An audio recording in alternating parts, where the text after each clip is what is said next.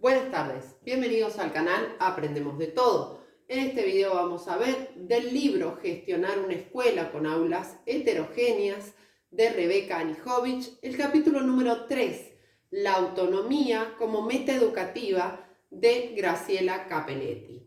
Y el primer concepto que ella trata es ¿qué es la metacognición?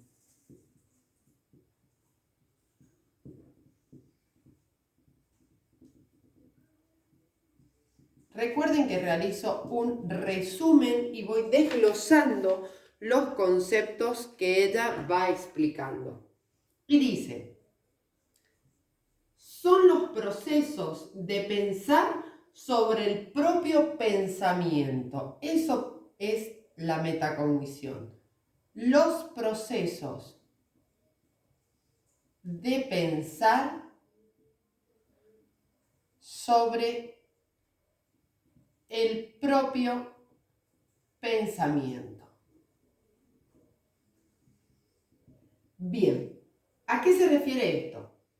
Comprender o saber cómo aprendemos, cómo llegamos a tal resultado, cómo resolvemos nuestros caminos para aprender. Y todos estos caminos son personales, determinados por nuestras posibilidades cognitivas y nuestras experiencias. Es decir, que cuando evaluamos nuestro proceso de aprendizaje, es individual de cada sujeto. Dice, conocer la actividad cognitiva permite ejercer control sobre ella y mejorar procesos que se realizan dentro de ciertos márgenes. Esto lo denominamos autorregulación. Es decir, que gracias a la metacognición podemos ejercer control sobre nuestro proceso de aprendizaje y mejorar esos procesos. Y esto se llama autorregulación.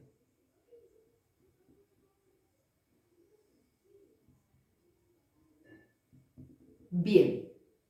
Y después cita a Flavel. Recordemos que Flavel, con doble L, fue uno de los pioneros en la investigación de la metacognición. Y dice, la metacognición es la conciencia y el control de los procesos cognitivos en tres aspectos centrales. Entonces, la metacognición es la conciencia y el control de los procesos cognitivos en tres aspectos.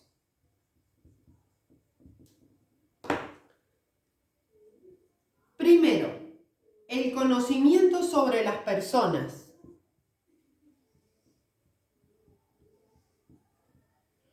Sobre las personas. Luego, el conocimiento sobre las tareas. O sea, las tareas de acción, ¿verdad?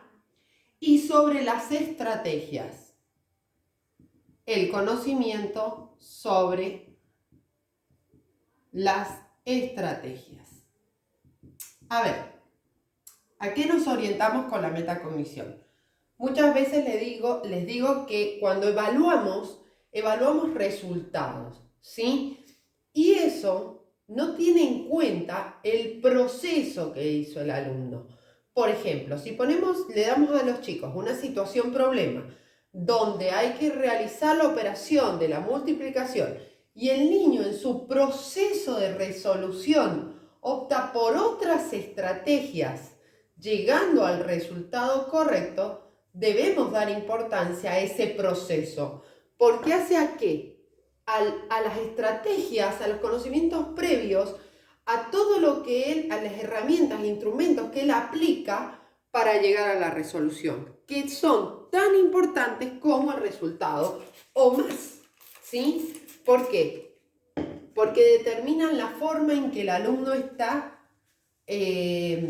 apropiándose de ese conocimiento, ¿sí? Bien, continuamos ahora con... Ella da un ejemplo sobre este tema y dice que en matemática, cuando se crean condiciones pedagógicas para que los alumnos exploren modos propios de resolución de una situación, se promueve la reflexión y el análisis compartido de los procesos llevados a cabo y la comprensión de las estrategias o de las diversas estrategias que cada uno de los alumnos utiliza para resolverlo. Y esto se ve mucho en la teoría de situaciones didácticas cuando hay una fase que Brousseau denomina la fase de validación, primero la fase de formulación y luego la de validación, donde se comparten, ¿sí? Primero en forma de mensaje y luego en acción, lo que cada grupo, cada alumno realizó. Entonces ella dice, ¿cuál sería la propuesta de trabajo para optimizar la metacognición? Dice, favorecer la formación de alumnos autónomos y que se autorregulen,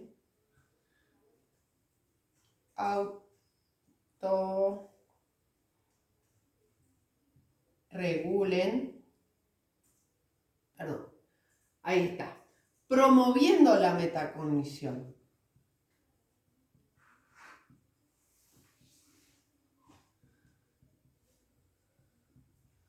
Es decir, en esos espacios de compartir se promueve que el alumno vea cómo lo resolvió, pero también vea cómo lo resolvió el otro, ¿sí? Y cuando un alumno es autónomo, dice ella, alumno es autónomo.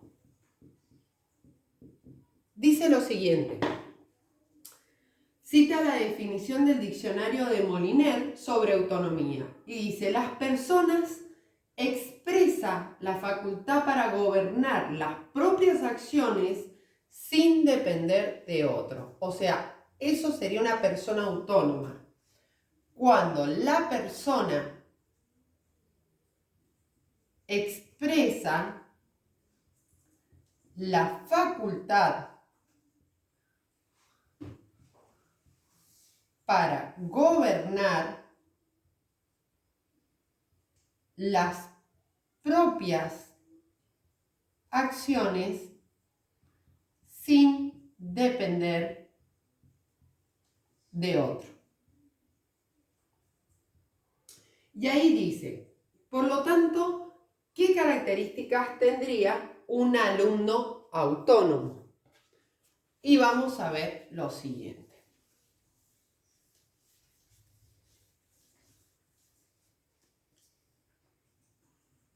Alumno autónomo. Primero, es aquel que posee la oportunidad real para decidir sus propias acciones. Y esa oportunidad es la que le da el docente, ¿sí? En los espacios de debate, en los espacios de expresión oral, de compartir con otros, etc. Es aquel que posee la oportunidad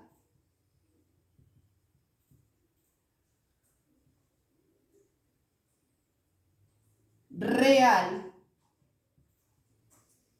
para decidir sus propias acciones.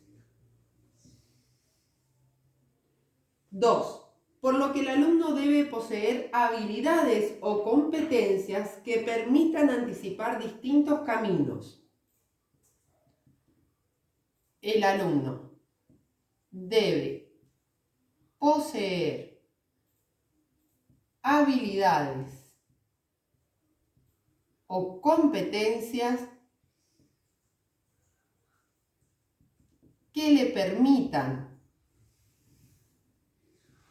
anticipar distintos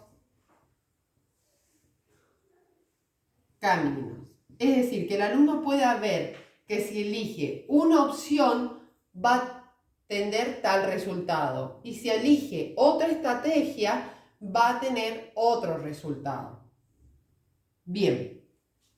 Después dice, la construcción de la autonomía ligada a la perspectiva de la diversidad. Y vemos durante todo este libro ese concepto de diversidad en los procesos de aprendizaje. Entonces debe haber en los procesos de enseñanza esa diversidad de métodos, de estrategias, de situaciones para promover el aprendizaje, ¿sí? La construcción de la autonomía ligada a la perspectiva de la diversidad. Y finalmente nos dice, cuando el alumno planifica su tarea y es capaz de evaluar su propio proceso de aprendizaje, es cuando le decimos al alumno, bueno, te equivocaste, pero ¿en dónde? Fíjate, revísalo, ¿sí? Que él mismo pueda visualizar su error. Cuando el alumno planifica su tarea y es capaz de evaluar su propio proceso de aprendizaje. Todo esto se va a desarrollar gracias al trabajo con otros, ¿sí? O sea, vemos claramente un enfoque socioconstructivista, porque construye la autonomía, construye la metacognición, construye la autorregulación, siempre trabajando con pares y docentes. Bien, si te sirvió el video, regálame un me gusta, comparte, suscríbete. Si tienes alguna duda, puedes dejarla en los comentarios. Y no te olvides de seguirnos en nuestras redes sociales, Instagram y TikTok. Gracias.